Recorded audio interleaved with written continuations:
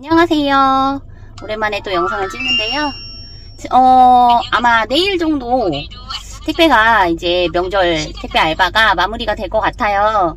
저는 명절에만 알바를 하는 거여서 사실 요 근래 운전을 진짜 정말 많이 한 것 같은데, 저희 남편은 계속해서 조금씩 이제 알바로 택배 일을 계속 할 건데, 저는 내일 늦어도 모레 이제 밀린 것까지 배달을 해야 되니까 모레 정도까지 하면 끝날 것 같은데요. 오늘은 저도 택배 싸야 될 거가 200개가 넘어서 제 일도 많다 보니까 오전에 빨리 배달을 몇 개 하고, 그리고 잠깐 회사에 와서 송장 뽑고 물건 찾아 놓고 정리 좀 하고, 그리고 다시 이제 오후 배송을 나가려고 하는데요.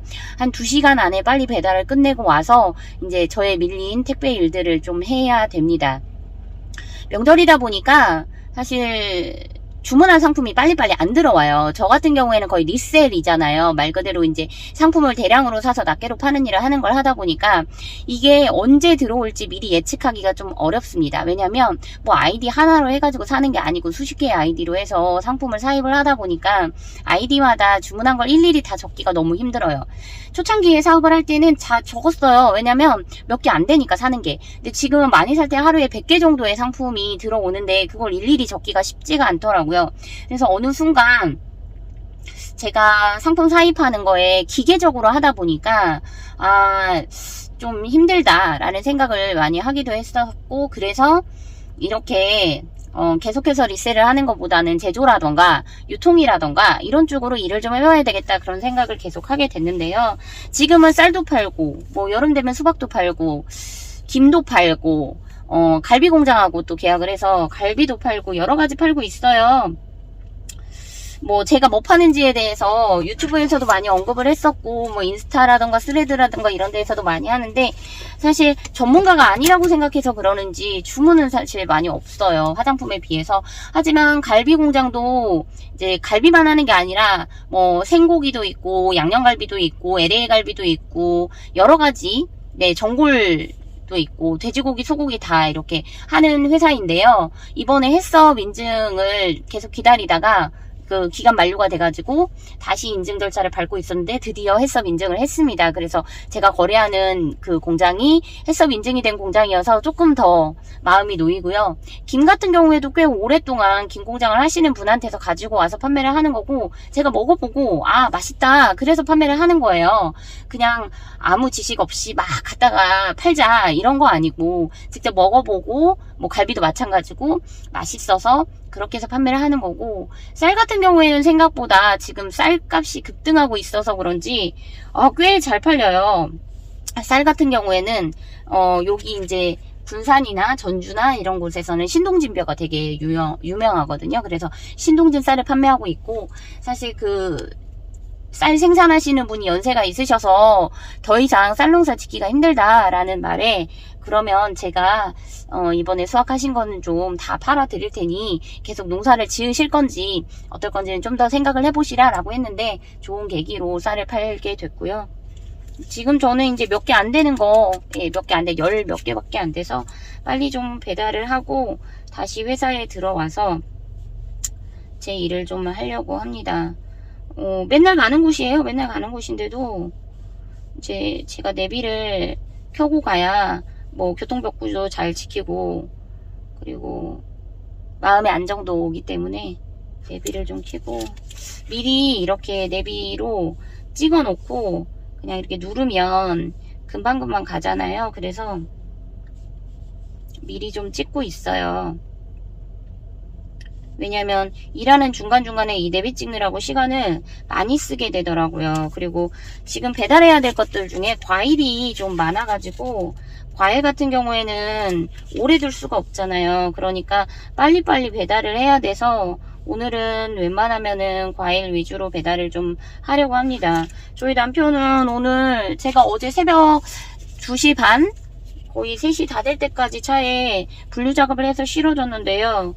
남편 거에는 과일만 거의 30박스 가까이 실렸어요. 그래서 오늘 많이 힘들 텐데 좀 걱정이고, 저 같은 경우는 과일 박스가 그래도 한 10개 정도여가지고 좀 괜찮았는데, 남편이 오늘 걱정입니다. 어제도 하루 종일 많이 걸어서 또 뭐 주소가 잘못 적혀 있는 데가 있어가지고 다시 갔다 오고 하느라 많이 힘들었는지 지쳐가지고 분류 작업을 못 도와준다 그래서 저 혼자 거의 다 하고 차에 차 2대 다 싣고 그렇게 했는데요. 남편이 너무 힘들어하니까 좀 안쓰럽기도 하고 살이 좀 많이 빠졌어요. 너무 많이 빠져가지고 이거 괜찮나 싶을 정도로 진짜 너무 많이 빠져가지고 살이 걱정이기는 합니다. 저는 오늘 과일 박스가 한 집에 3개가 와가지고 이걸 내가 어떻게 들고 가지 좀 걱정을 하고는 있는데요.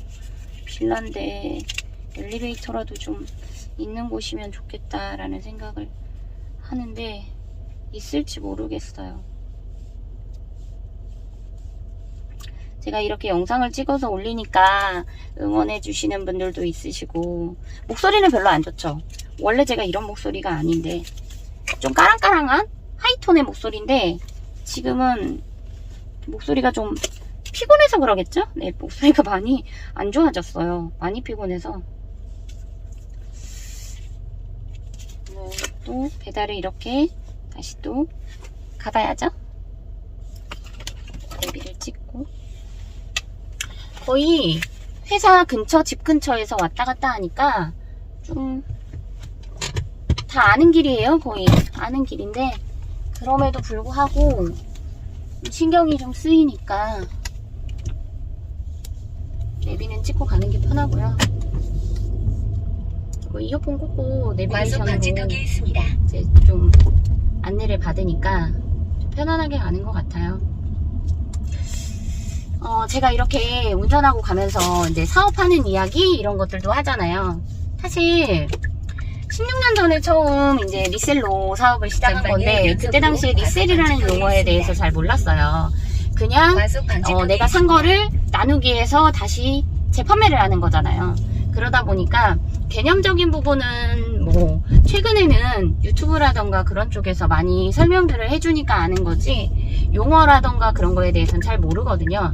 강의를 하시는 분들을 보면 말씀도 잘 하시기도 하지만 어려운 용어라던가 이런 걸 잘 사용을 하시더라고요. 혹시 영상 보고 계시는 저희 구독자분들 위탁, 사입, 셀러 뭐 이런 얘기들 많이 들어보셨을까요? 사업을 하지 않는 사람들은 잘 모르는 용어고 사업을 하는 사람들 중에서도 이제 막 시작하신 분들은 무슨 말을 하는 건지 잘 모르시는 분들이 꽤 많으시고 우선 위탁 같은 경우에는 내가 상품을 가지고 있지 않은 상태에서 판매를 하는데 주문이 들어왔을 때 다른 재고를 가지고 있는 사람이 택배를 보내는 형태 그걸 이제 위탁이라고 해요. 남편한테 어제 기름을 넣어달라고 했어야 되는데 깜빡했네요. 이 근처에 주유소가 없는데 주유소를 좀 찾아야겠는데요. 제가 이럴 때가 아니네요. 빨간불 들어오면 30km 안쪽으로 운행을 해야 돼서 가까운 곳에 주유소를 좀 찾아서 기름을 넣어야겠습니다. 안타깝게도 제가 기름을 직접 넣은 적이 거의 없어서 여기 전주 쪽은 셀프 주유소거든요. 거의 다. 그래서 걱정입니다. 어떻게 하죠? 주유소 검색을 해서 우선은 기름을 넣어야 될지. 요즘엔 좋네요. 주유소 검색도 해주고 어디가 싸다는 것도 알려주고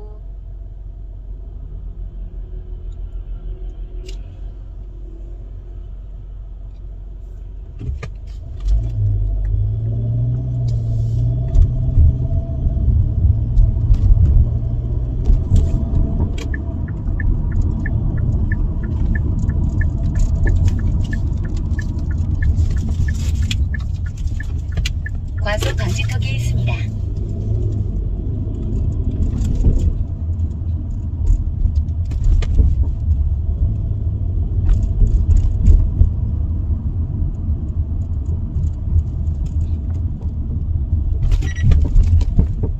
우선은 첫 번째 목적지로 왔습니다.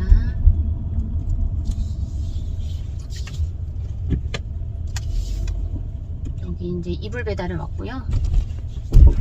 배달 2개 하고 여기가 주차할 때가 마땅치가 않아서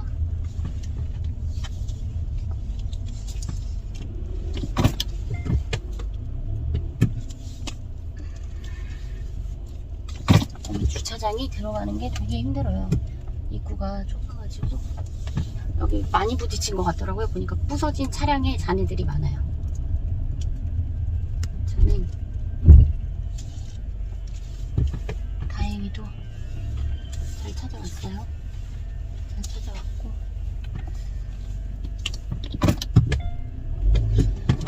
아이고 잘 찾아왔는데 주차할 데가 마땅치가 않네요.